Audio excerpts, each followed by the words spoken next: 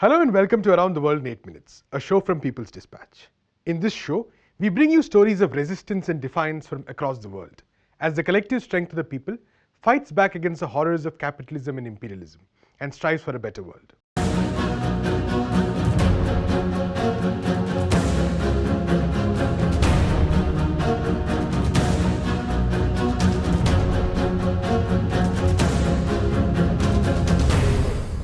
We begin with a major breakthrough in Sudan, where the leadership of the civilian protest movement has reached an agreement with the military junta.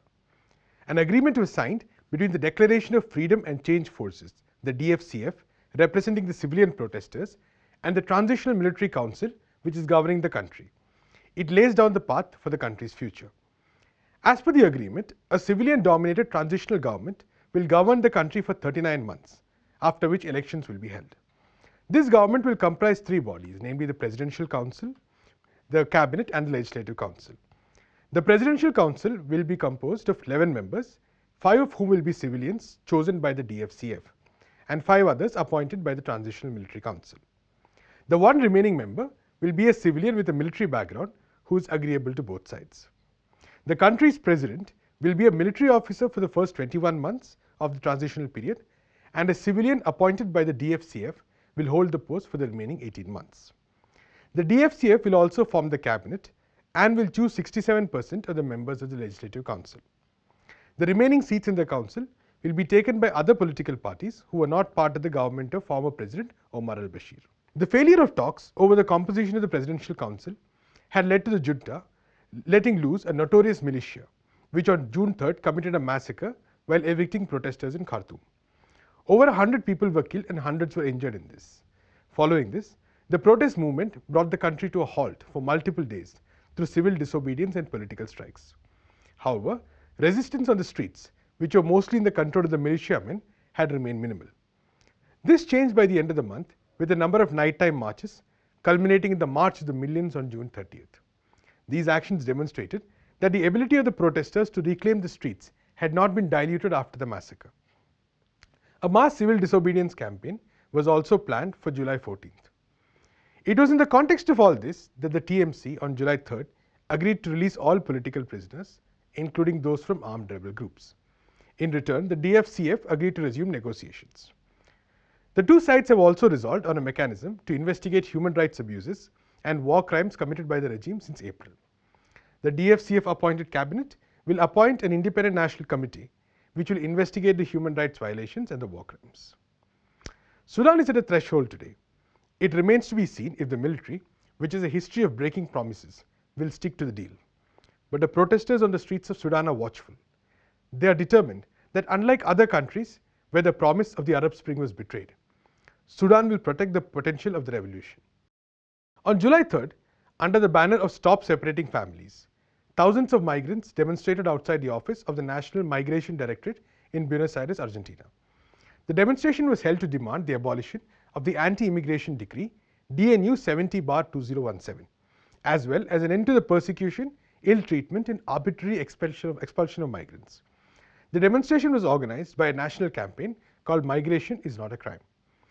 The DNU 70/2017, approved by the government of President Mauricio Macri in January 2017, regulates the entry and stay of foreigners in Argentine territory. It allows the National Immigration Office to cancel the residence of any immigrant and order their expulsion if they have been convicted or jailed in Argentina or abroad for a wide range of crimes. The list of these crimes is so huge that even someone who has been imprisoned for a so-called crime like street vending could be deported from Argentina under the law. The migrants and organizations supporting them are also demanding an end to xenophobia, stigmatization, and criminalization of migrants, as well as the recognition of their contribution to Argentine society. They also seek a reduction in the migration process charges, withdrawal of a new online filing system called RADEX, as well as the return of Vanessa Gomez Cuevas. Vanessa is a Peruvian migrant who was arbitrarily deported with her 2-year-old son in the month of February, while her other sons were left stranded. The campaign called for mobilizations after receiving no response to their demands presented during a march held on March 13th.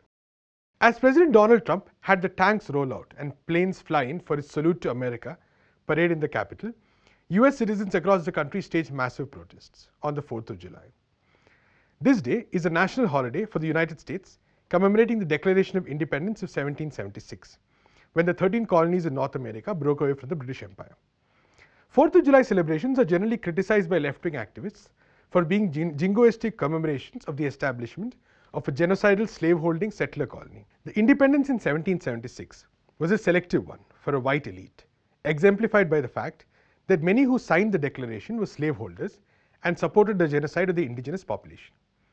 Since Trump took on the presidency in January 2017, the commemorations in several parts of the country have been platforms used by many of his opponents to criticize and call out his administration's policies.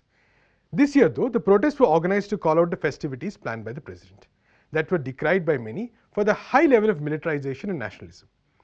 The Salute to America parade featured military tanks and fighter planes of each arm of the US military flying in a choreographed formation, in a display of the country's military might. Trump then went on to talk about several achievements of each of the services of the US Armed Forces, eventually making the whole event about the military. The expenses ran into a couple of millions of dollars, with the fireworks itself reported to have cost around $700,000. The government has deflected questions about the necessity of having a military parade in the heart of the capital. Anti-war group Code Pink brought the famous Trump baby blimp, a 20-foot giant balloon in the shape of an infant-like caricature of the president that wears a diaper, to protest the militarization of July 4th. The balloon became famous in a massive protest that erupted in London in the United Kingdom during an official visit by Trump in 2018. Code Pink decided to bring the balloon into what they called the Big Baby Festival. Authorities restricted the use of helium in the area without giving any reason, which meant that they could not fly the massive balloon, but it was inflated nonetheless. There was also a 16-foot Trump robot sitting on a toilet with a cell phone.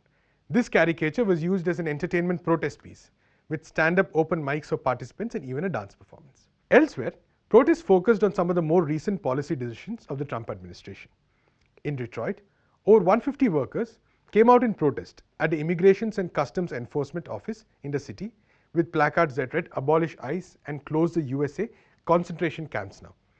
They were referring to the ICE detention camps that are reported to have held immigrant children in subhuman conditions in veritable cages. In Philadelphia, over 300 people protested the immigration policies and detention camps, first with a demonstration outside the ICE office in the city, and then by interrupting the city's 4th of July parade. Over 3 dozen of the participants were arrested for the interruption. The protest was organized by the progressive Jewish people and allies who are part of the Never Again and Jews Against ICE campaigns. Speaking to the city-based public radio station Y, Sarah Gishkin, who helped organize the protest, said, "This is the Jewish community basically getting together to say never again. It is something we usually say about the Holocaust, but never again is now." We end with another Independence Day celebration, this time in Venezuela. Thousands of people marched on the streets of the country on Friday, declaring their support to the legitimately elected government of Nicolas Maduro. Maduro himself joined a rally in southwestern Caracas and reiterated calls for peace and unity. This year's rallies were very important as they come after the coup attempt launched by self-proclaimed interim President Juan Guaido. Guaido won support from the US and its allies, but the people of Venezuela, on the other hand, have rejected his coup attempt and have strongly rallied in support of the elected government.